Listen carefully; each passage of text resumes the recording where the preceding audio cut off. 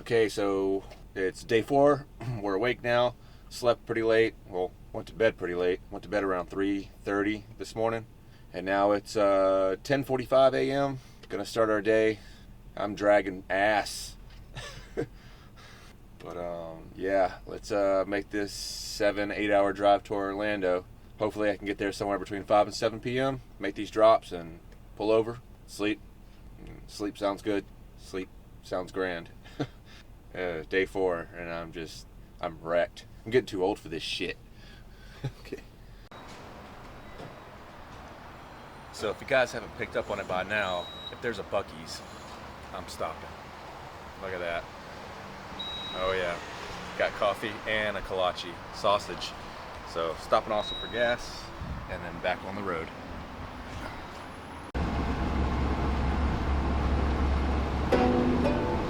Hey, like I ain't on 1, 2, 3 pop. Like I ain't fucking the bus with my homeboy, make the fucking beat show. Will I have to get the gas? No. Yes, I got to get the gas for sure. But will I have to get the gas, get the gas? The gas. But the cans is advanced, so we stand the proud of us. Who stands with 2 hands in the air? This means war.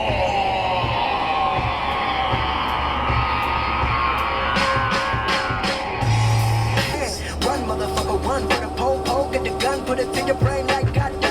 Everybody know you want. Good at the minimum, I'm just thinking of A for the killer, man, for the chop. If I ran into you with the pogo stick, I'm on top of you rappers, I get your hoes with years. When I follow with Jesus and I put my band. Really didn't sleep much last night. I'm sorry. That's fine.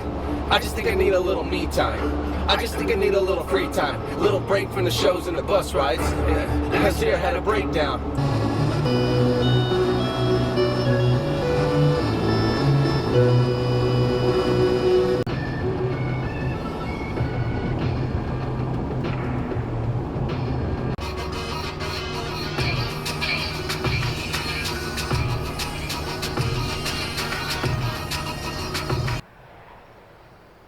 Okay, so we finally made it to Orlando. I've probably been here for about 2, maybe 3 hours. I'm trying to think. I think I got here around 7 p.m. and it is almost 11 p.m. I had 2 stops and I didn't film that because they were customers. I haven't worked with them before, and I'm not gonna say, hey, I'm gonna pull out my camera every time I make a stop, just to show you guys. Just dropping off some furniture, some throne-like chairs, and a porch swing bed. Now I'm at my next pickup here in Orlando. That will be done at about 7 o'clock in the morning, and then we'll head on down the East Coast to West Palm Beach, Coconut Creek, Fort Lauderdale, several areas in and around Miami, then on to Naples. So this is the end of day 4. I'm about to go crawl into the back of the van and call it a night. So I will see you guys in the morning. And that's probably better light, but then I just look stupid, right? Holding my hand up. All right, see you guys tomorrow. Then open it up on the inside of the leg and cleanly remove the femur. Okay. Then brine it. Okay. Then you want to put it back. Now it's like laid out, like a big thick book, right?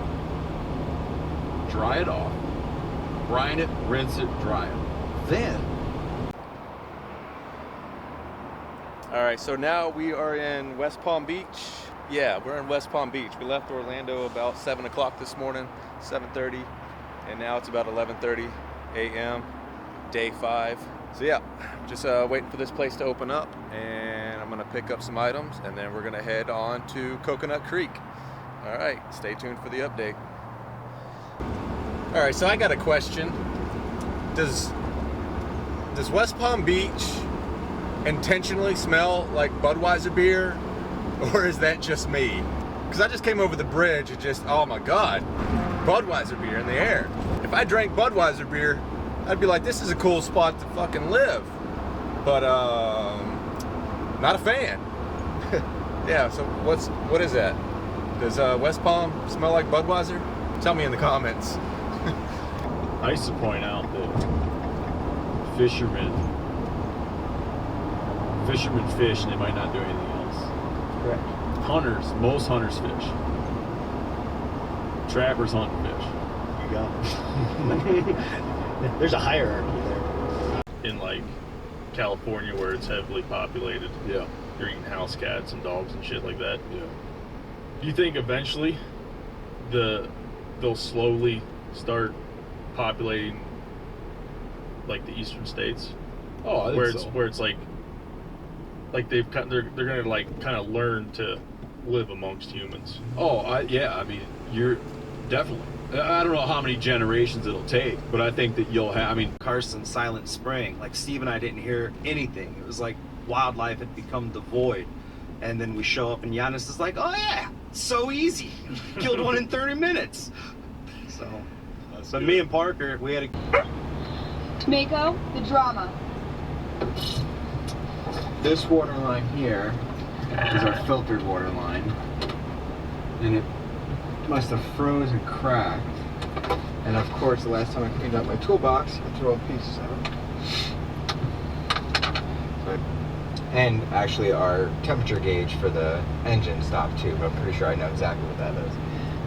So hopefully, he didn't cut out our heater wire, and it's just a fuse. And I. Okay, so now we are between Naples and Sarasota, and it's about 11 o'clock at night on day number 5, and we are inside of a Love's shower. Yeah. And I left my body wash out in the van, and I'm already in here, so if I go out, I'll lose this shower. So we get the pleasure of using their soap. So looking forward to that.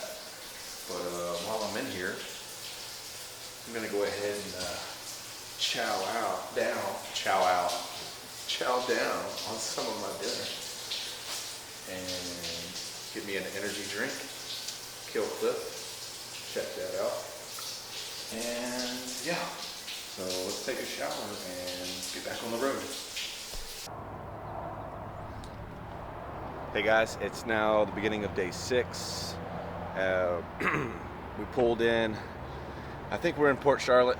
I think that's where we left off last night, and we are at our famous Cracker Barrel around the corner, as per usual.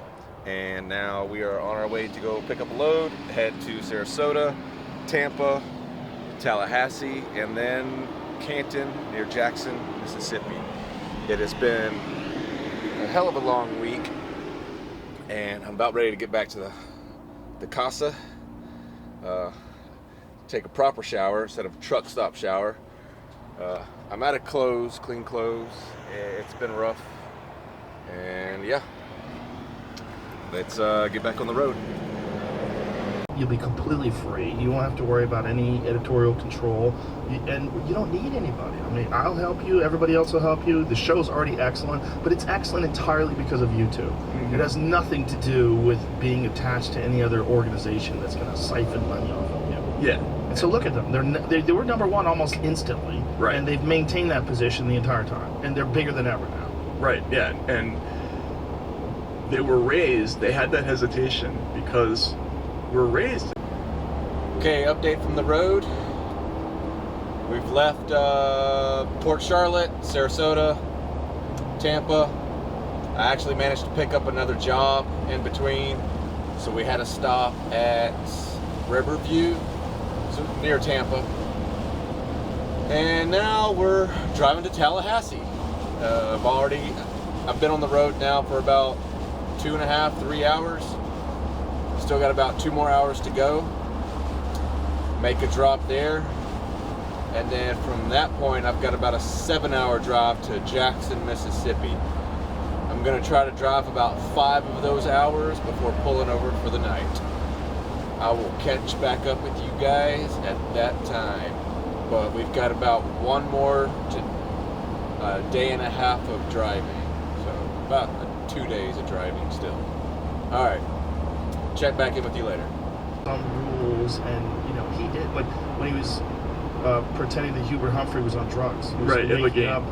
Making up the fact that a Brazilian doctor had come to work on him. Like, he had this freedom to do that, Right. that they didn't have. I don't know. It's the Aussie, former Aussie fans will, and people watching will be saying, okay, nippers. Oh yeah, nippers. Nippers. You don't know what nippers are? Come on, Joe. So I said, no way, you're not going to see this big 11-year-old obese kid. Do you know when she'll be back? Do you know anything?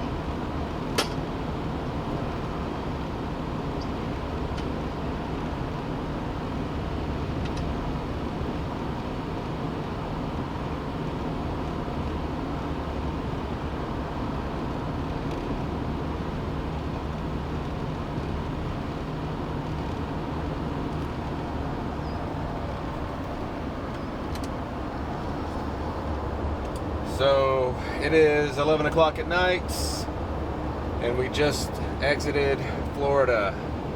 So that makes us in Alabama now. I've got about just over 2 more hours of driving I'm gonna try to do to make it to Cracker Barrel, of course. So yeah, this is day 6, coming to an end shortly. I still got about 2 more days. Day and a half of driving, but I'm sure y'all recognize the clip and the sound in the background. Memories already, episode 1. I'll check back with you guys later. Alright, I'm out. Okay, so we're here at Buc-ee's yet again, somewhere in Alabama, with about 2 hours to go. I'm exhausted. Almost there, final stretch. Got me some coffee. They were out of yerb. Like, I don't know, I guess it's very popular in Alabama, so I can't blame them. Barbecue sandwich, onions, pickles. We're gonna eat that, get a little energy so we can finish off these last 2 hours for the day. All right, hanging in there. Peace. Cute. Talk to me, buddy. Say something. Jab. Jab now. Jab. Jab, jab, jab, jab, jab. Then he started fading in and out of consciousness, and that's when I started to cut his suit off, and that's when I realized the injuries that he had. The extent of the injuries were a bit more serious than what we had perceived. I knew that it was bad, and I knew that I was going to die. My brain just broke into 2 different parts, and one part was just a very mathematical kind of, it was just a survival thing.